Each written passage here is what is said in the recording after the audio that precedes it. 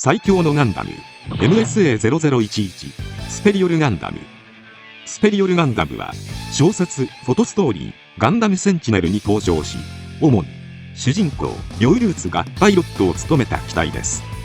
最強のガンダムというコンセプトのもと生み出された本機が特殊システムアリスを搭載しており、様々な乾燥パーツを装着した形態で戦い抜きました。今回はそんなスペリオルガンダムとその派生機体について解説させていただきます。なんだ、勝手に機体が動き出して。宇宙世紀0083ジオン残党軍デラーズフリートによる北米大陸へのコロニー落としを許してしまった地球連邦軍は、ジオン残党狩りを目的とした特殊部隊ティターンズを設立しました。ティターンズは連邦軍内での勢力を高め、次第に苛烈な弾圧を行うようになったことから、これに対抗するべくクワトロ・バジーナの協力の下で地球連邦軍内で危険分子の扱いを受けていたブレックスフォーラを指導者とする反地球連邦組織エウーゴが結成されました。こうして宇宙世紀0087、同じ地球連邦軍の派閥でありつつもスペースノイド派であるエウーゴとアースノイド派であるティターンズの戦い、通称グリプス戦役が繰り広げられていきました。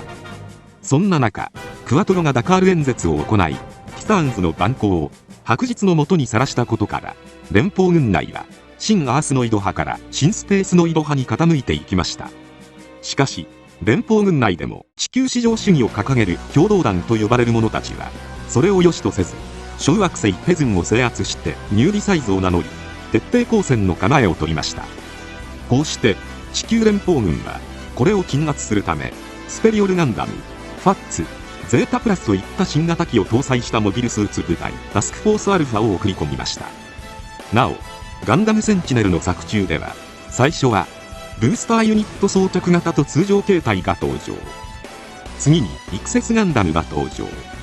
そして最後にスペリオルガンダムが登場という流れになっています。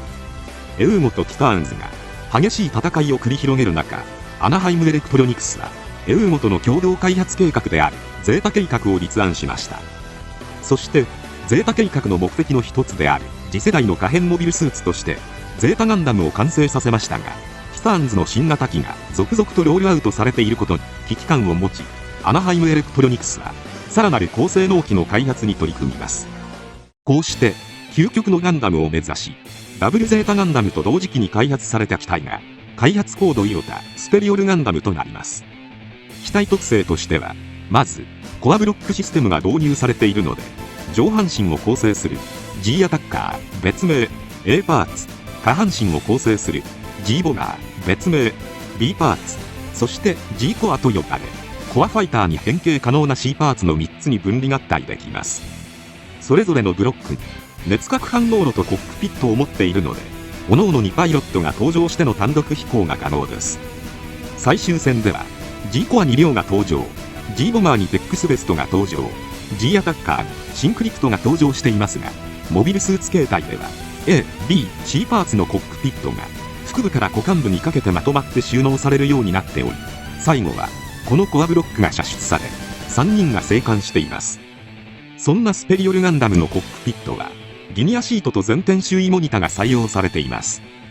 また操作用コントロールレバーはダブルゼータガンダムのようなスティックタイプではなく、ニューガンダムのようなアームレイカーが採用されています。またスペリオルガンダムは第4世代モビルスーツとされています。他にダブルゼータガンダムやドーベンウルフなども第4世代モビルスーツに該当する機体とされていますが、高出力ジェネレーターや高火力な兵装に加え、ニュータイプパイロット対応モビルスーツであること、または高度なニュータイプ能力を持たないパイロットでも操縦可能な機体のことを指します。最大の特徴としては、無人でモビルスーツを動かすための制御 AI アリスが搭載されています。アリスはドクター・キャロルによって開発され、リョウの母ミズ・ルーツが教育を担当したシステムで、不可思議な人間の感情をパイロットから学習することによって戦況を自律的に判断する能力が備わっていきます。なおリョウは身勝手で危険な男なので、不測の事態に対応できる柔軟性を学ばせるのに的確という点からパイロットに選ばれています。最終的にアリスが完成すれば、戦闘時に高度な状況判断能力やパイロットへの助言、そして自律行動が可能になるので、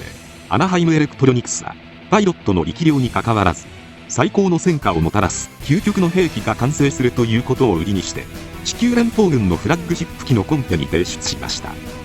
しかしアリスが完成すれば人間のパイロットが無用になり既得権益を失うことを危惧した一部の勢力の妨害工作に遭い、アリス計画は表向きは頓挫し、コンペもダブルゼータガンダムに敗退しました。またスペリオルガンダムのムーバブルフレームは可変圧体式化ゆえ高度な設計となっており、自由度やフレーム数が通常の人型モビルスーツの2倍以上となっているためコストの増大を招く結果となりました。そのため生産されたのは4機と一部計画を除いたオプション数セット分とされています。ただしダブルゼータガンダムの製造数は1機なのでコンペで敗退した割には多く製造されたようです。武装としてはまず頭部に4門のバルカン砲とインコムを持ちます。これは優先式の準サイコミオールレンジ攻撃用兵器です。かつての NT1 アレックスやガンダムマーク5等を開発したオーガスタ研究所から漏洩した資料によって開発された兵装で3回のビーム射撃を行うとエネルギー補給のため本体に戻る仕様です。自動制御によりオールレンジ攻撃が可能となっています。なおビーム出力は 3.8MW とされていますが RX78 ガンダムのビームライフル出力が 1.9MW、 ガンダムマーク2はエネルギーパック出力 2.2MW、 ゼータガンダムが 6.6MW、 ダブルゼータガンダムのダブルビームライフルが 10.6MW×2 とされているので、モビルスーツが恐竜的進化を遂げたこの時代の火力としてはそこまでは高くないようです。背部には2機のビームカノンを搭載しています。ムーバブルフレームでバックパックと接続されているので砲身をある程度自由に動かすことができます。比較的コストパフォーマンスが高いので同武装がファッツにも搭載されていますが、スペリオルガンダムはコンピューター制御により命中率が向上しています。大腿部には2機のビームカノンを搭載しています。機体本体とムーバブルフレームで接続されているので射角が広く有効射程や命中精度が通常のビームライフルよりも向上しています。またオプション兵装のビームスマートガンを持ちます。エネルギーキャップ式で本体からエネルギー供給を行うため大腿部ビームカノンの代わりに右側にスマートガン、左側にエネルギー供給ユニットを取り付けて使用します。なおビームスマートガンはより広範囲のスキャンを可能とするディスクレドームをセットしたタイプや砲身の冷却装置を大容量タイプにして高出力ビームの連射を可能とした連射装備仕様のものも存在します。そんなスペリオルガンダムの兵装はスペック上の出力がダブルゼータガンダムよりも高いものが揃えられています。他にビームサーベルは一般的な形状のものが両膝部に収納されており、背部のテールスタビレーターにはバルカンが搭載されています。マーリングスの敵は取らせてもらうぜ。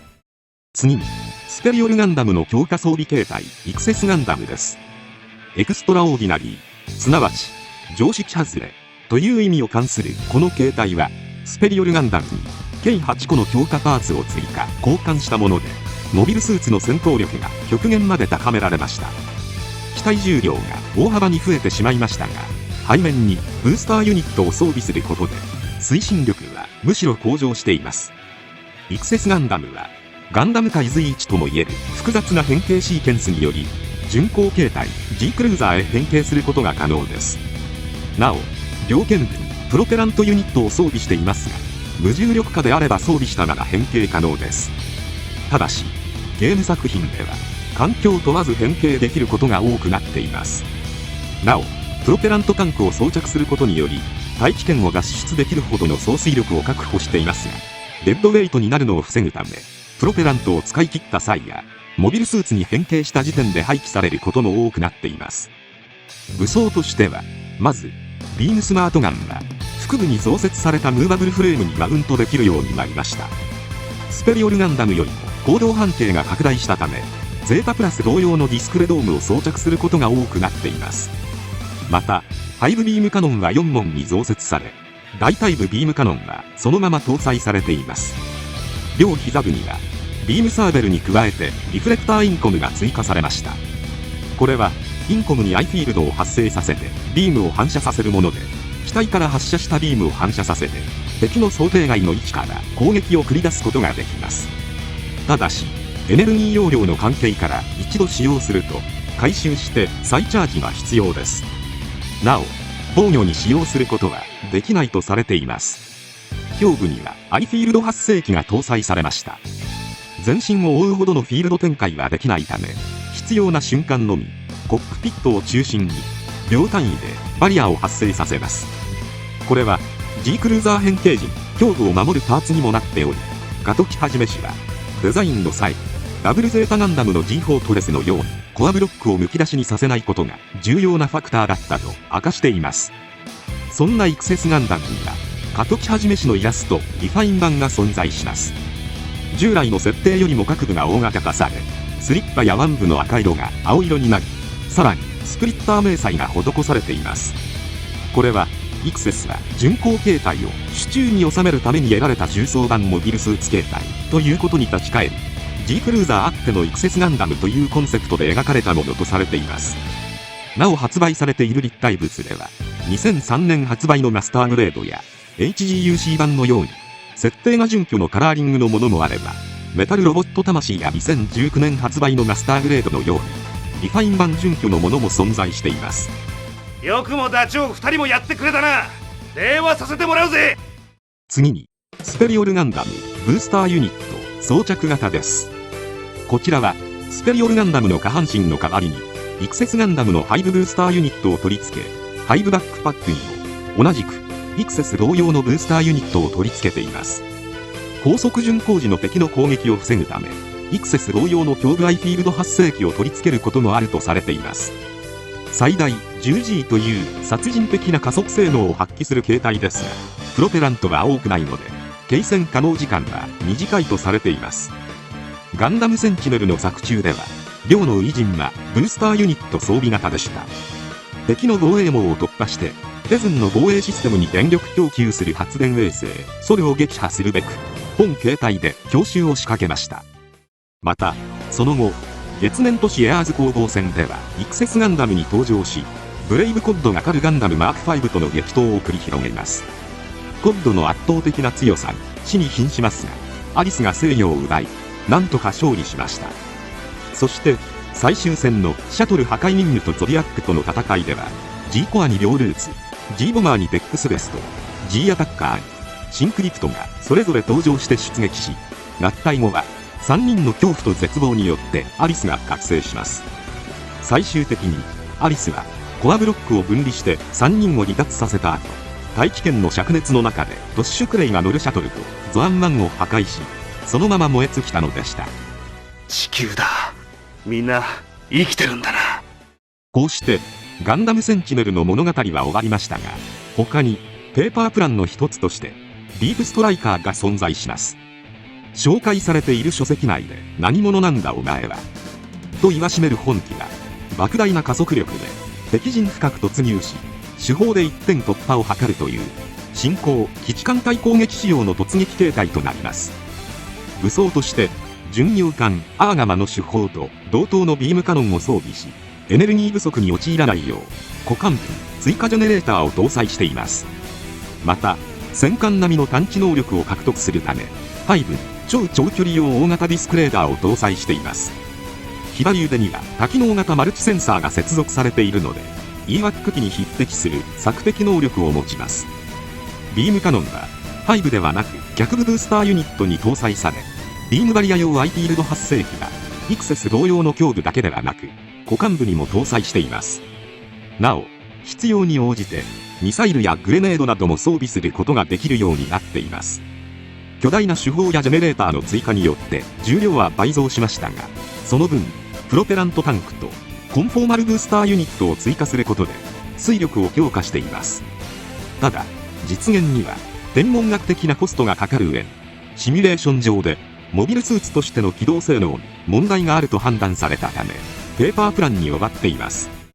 余談ですが、スペリオルガンダムが機動戦士ガンダム逆襲のシャア製作と同時期に進められていた企画であり、逆襲のシャアの内容が宇宙世紀0093のアムロとシャアの物語ということ以外何も分かっていない段階で、